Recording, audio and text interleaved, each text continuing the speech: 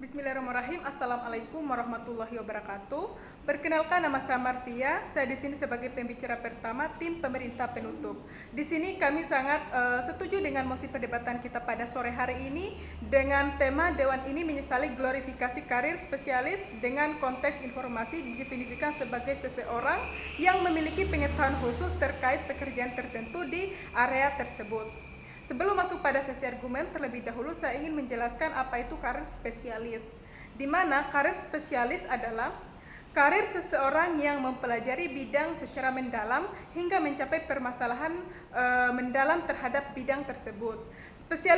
Spesialis sendiri adalah orang yang mempunyai keahlian khusus dalam sebuah bidang yang diperoleh dari pelatihan khusus. Nah, dari konteks tersebut sudah jelas tentunya kita sebagai makhluk sosial yang belum tentu mengetahui permasalahan yang akan timbul ke depannya atau problematika yang akan muncul 1 tahun kemudian atau 2 tahun kemudian. Tentunya kita tidak serta-merta hanya mempelajari satu rumpun ilmu saja, melainkan kita harus bisa berperan sebagai generalisasi karir. Nah, selanjutnya, generalisasi adalah tipe yang mengerti banyak hal tetapi tidak secara spesifik. Dia lebih mendasar pada pemahaman konsep secara umum dilihat dari segi permasalahan yang ada. Sidang dan juri yang terhormat, kebanyakan masyarakat sekarang banyak masyarakat yang memilih menjadi spesialis karir atau memperdalam satu ilmu rumpun tertentu. Namun jika dilihat pada sistem fakta di lapangan, tentunya kami sebagai tim pemerintah sangat menyayangkan bahwa memilih karir spesialis akan lebih bagus jika kita memilih generalisasi. Nah, mari kita lihat apa saja kelebihan dari karir generalisasi itu sendiri. Yang pertama, memahami berbagai topik atau bidang sekaligus. Artinya, di sini peranannya dalam sebuah pengabdian kepada masyarakat sangat banyak. Contohnya, misalnya sebagai dokter umum, kita bukan hanya satu pasien saja kita akan mengobati masyarakat, tapi dengan profesinya sebagai dokter umum, kita bisa mengobati pasien bukan hanya dalam satu penyakit saja. Itu merupakan salah satu dari generalisasi karir. Yang kedua, mampu memahami permasalahan secara menyeluruh, di mana penguatan pemahaman secara umum akan terpakai nantinya setelah adanya suatu problematika yang akan muncul ke depannya.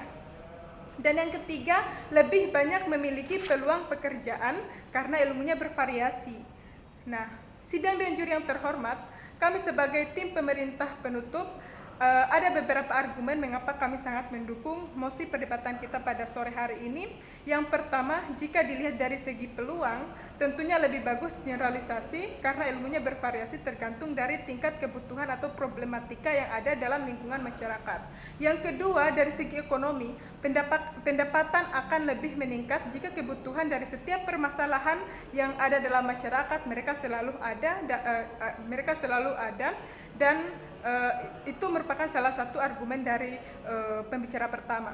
Intinya di sini, sebagai seorang generalisasi lebih menonjol pada kebutuhan masyarakat atau berfokus pada apa yang menjadi tantangan atau problematika yang ada dalam kalangan masyarakat sekarang maupun masa yang akan datang.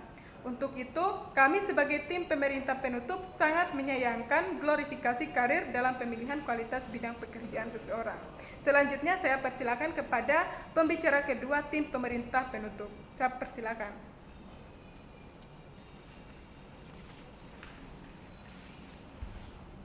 Tekan mana ini? Baik, saya akan melanjutkan argumen dari pembicara pertama. Sebelumnya perkenalkan, saya Marwa Safira Rahmat sebagai pembicara kedua dari tim pemerintah penutup.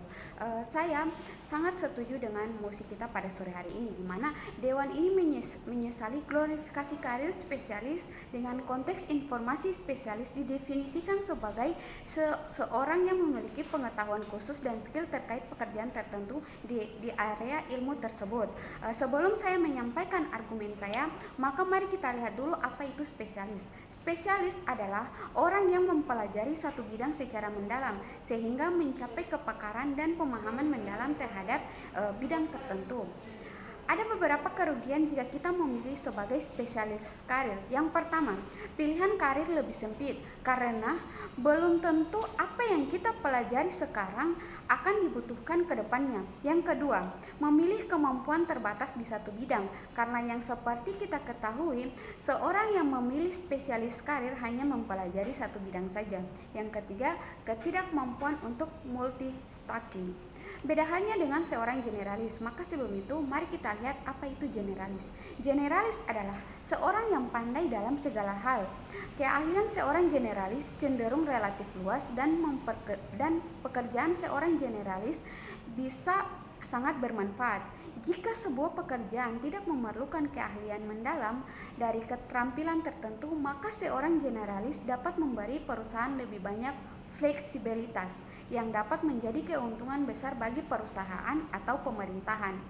Ada beberapa keuntungan jika kita memilih karir sebagai generalis. Yang pertama, kemampuan multitasking. Dikarenakan generalis memiliki jangkauan kompetensi yang lebih luas, seorang generalis biasanya ditempatkan dalam pekerjaan untuk melakukan berbagai tugas yang berbeda. Sebab generalisasi terbiasa menerapkan berbagai keterampilan dan pengetahuan untuk melakukan berbagai pekerjaan, sehingga mereka mahir dalam multitasking. Yang kedua, kemampuan untuk beradaptasi di lingkungan apapun. Pengetahuan dan pengalaman generalis memungkinkan mereka untuk beradaptasi dengan hampir semua jenis lingkungan kerja, sehingga tidak akan sulit bagi mereka untuk berpindah dari satu pekerjaan lainnya. Keuntungan yang ketiga, kemampuan menemukan solusi untuk berbagai masalah. Seorang generalis cenderung memiliki lebih banyak pengalaman dalam memecahkan berbagai jenis tantangan. Maka dengan itu, Dewan Juri yang terhormat, saya sangat menyayangkan dengan adanya glorifikasi spesialis karir. Mengapa? Argumen yang pertama, karena bisa saja dengan adanya spesialisasi karir merupakan sumber keterasingan dan pembelengguan individu. Argumen yang kedua, dengan adanya spesialisasi karir, maka individu dan masyarakat akan rusak karena dampak demoralisasi dari pekerjaan-pekerjaan yang menjemukan dan repetitif. Argumen yang ketiga, spesialisasi itu mungkin merusak. Mengapa demikian? Bahwa dengan adanya spesialisasi karir akan menimbulkan ketidakpuasan karena peradaban kita mampu memuaskan kebutuhan tingkat rendah kita. Dan ini selanjutnya membawa kebutuhan tingkat lebih tinggi ke kedudukan prioritas. Mengapa proposal ini paling efektif? Karena masyarakat sangat mengkritik spesialisasi. Itu karena mereka menilai spesialisasi mengabaikan sifat-sifat pokok individu atau hasratnya, yaitu untuk tidak bergantung, otonomi, kreativitas, dan mawas diri. Para teknisi telah merancang dari pekerjaan itu semua yang memuaskan dengan meniadakan kebutuhan akan skill, merinci metode dan alat-alat, mengharuskan pekerja-pekerja berkonsentrasi pada sebagian kecil saja dari produk dan memberikan pekerjaan yang hanya membutuhkan perhatian.